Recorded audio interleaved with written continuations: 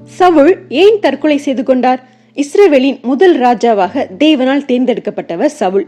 உயரமான, அழகான, திறமையானவராக இருந்தாலும் கர்த்தரின் கட்டளையை மீறிதுதான் அவர் வீழ்வதற்கே காரணமானது. கர்த்தர் குறித்த நேரம் வரை சாமுவேலுக்கு காத்திருக்காமல் தேவனின் திட்டத்திற்கு எதிராக நடந்து கொண்டார். தேவனின் சொல்படி அமலேக்கியரை முற்றிலும் அழிக்காததினால் தேவன் அவரை ராஜ்யத்திலிருந்து நிராகரித்தார். தேவனிடமிருந்து விலகியது தாவீதின் மீதான கோபம், பொறாமை என்று அவர் மனநிலையை மோசமாகியது. கடைசியாக பெலிஸ்தருடன் நடந்த போரில் யோனத்தான் உட்பட சவுலின் 3 மகன்களும் கொல்லப்பட்டனர். சவுல் மிகவும் காயமடைந்து தப்பிக்க முடியாத சூழ்நிலையில் எதிரிகள் கையால் இழிவாக சாக விரும்பாததால் தன் ஆயுததாரனிடம், நான் அவமானப்படாதபடிக்கு என்னை கொன்றுவிடு என்று கேட்டுக்கொண்டார்.